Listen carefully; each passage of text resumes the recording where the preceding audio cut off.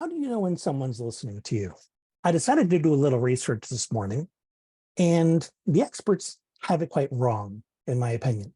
I consider myself a very good listener, but I do not listen the way conventional wisdom tells us that we're supposed to listen. One of the articles that I read was called Five Signs Someone Isn't Actually Listening to You.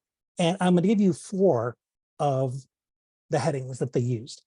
One is that they're fidgeting in their seat or simply moving too much. Well, this means everybody with ADHD isn't listening simply because they're fidgeting. This is a nonsense rule because there are many of us that need to move and fidget in order to stay organized, to stay focused. We need that in order to listen to you. It's not an indication necessarily that we're bored stiff and can't wait to exit. Right? The second thing they mentioned is they don't exhibit any sort of responsive body language. What does that mean? There was one kid that I met when I had my private practice. He was probably late teens, early 20s. And he would sit there immovable practically, no facial expression. His body wasn't moving. And his mom kept saying, see what he's doing? He's not listening to me at all. He doesn't even care. And I asked him, did you hear what your mom just said? Well, yes, I did. Can you tell her, please, what you heard? And he'd repeat it verbatim. So the issue was, mom, who was very animated and full of facial expression, thought that listening meant being like her. No, it doesn't work like that. We're all very different. In one rule that I want to throw out here that I learned from all my years, 17 now, working with people on the spectrum, is that if they don't do it, they don't see it. So this young man didn't use body language to communicate. He was very monotone, didn't use any facial expression. So I pointed out to mom, he doesn't see you doing these things because in his particular wiring, those are not useful means of communication. He doesn't use facial expression. He doesn't use body language. He's monotone. So he does not catch facial expression, body language, and voice inflection. And I had to point that out to mom, that the way to figure out if he's listening is to keep checking in. Have him tell you what he heard, because the stuff you are looking for, his body doesn't do, okay? Another thing that they mentioned is they don't respond when you finish speaking. Maybe they don't know that you want a response.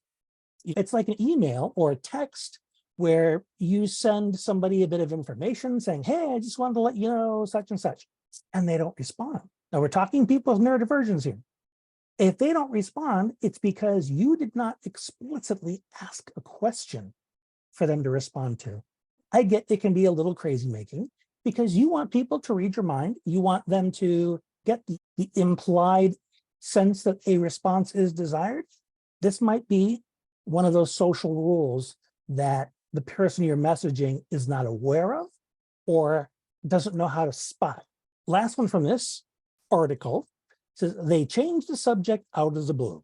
Well, I don't know that you are going to be able to break a neurodivergent person who has impulsivity issues. You're not going to be able to break them from this habit right off the bat. It's going to take some work on their part, but it is possible for them to break this habit. But because they have it, it doesn't mean they're not listening. It's, like I said, it's a feature of the impulsivity in their brain. Let's move to the other article that I read. This one is called 10 Tips for Active Listening.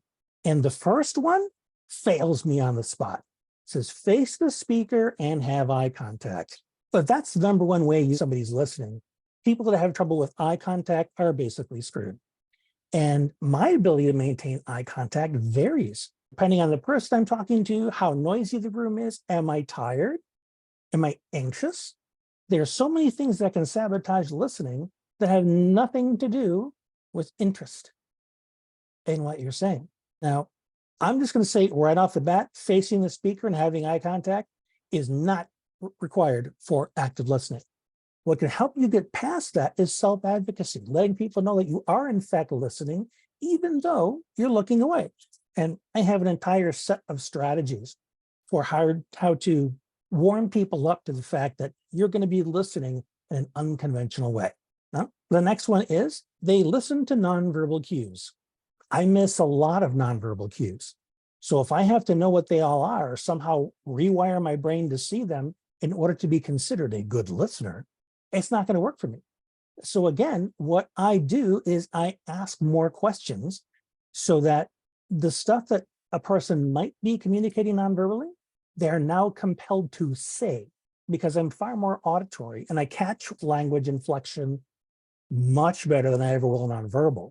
So by self-advocating and compelling people to do it the way I need it, I become a better listener because I leverage my unique skills, the way I'm tuned into things, so that I can give them what they need, which is to be heard, even though I'm not necessarily doing it the way they would expect. The last couple things that they mentioned that make you a good listener: don't interrupt.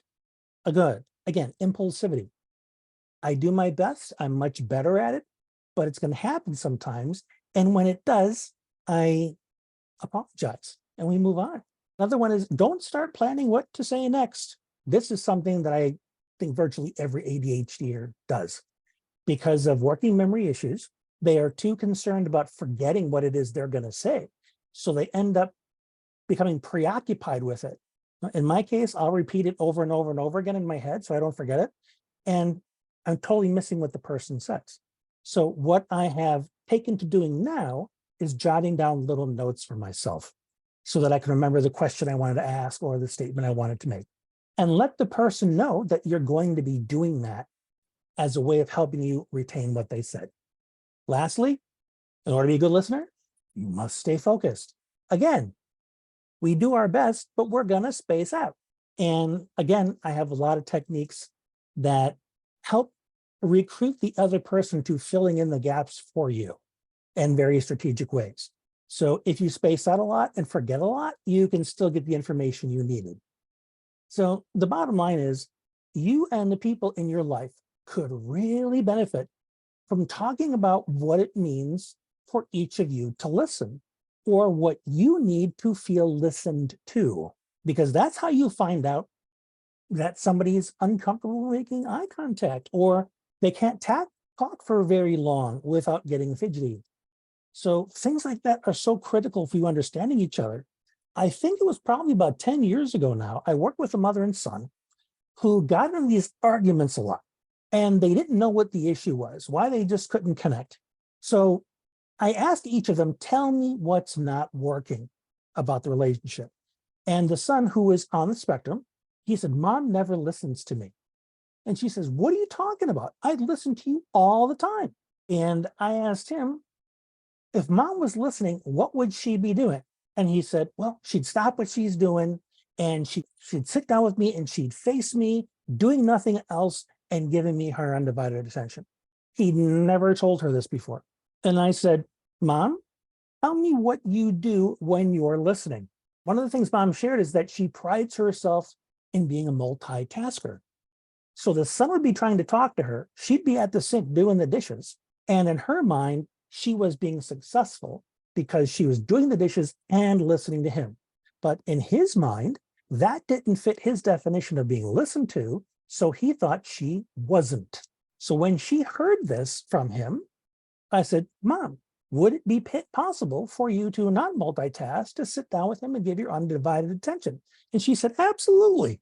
He never told me that's what he needed. He would just yell at me and tell me that I'm not listening, so on and so forth. So I don't know how long they've been butting heads, but that one clarification, talking about how they feel listened to, what needs to happen for them to feel listened to. Once that was out on the table, they were able to get on the same page and Mom could listen to him the way he needed to be listened to. So that's a conversation that I encourage you to have with the people that are closest around you, especially if they keep saying things like, are you listening to me? Are you paying attention?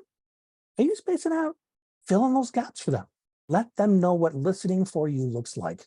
And it's equally important, let them know what you need to feel listened to. So I'll leave it at that for now. I hope this has been helpful for you.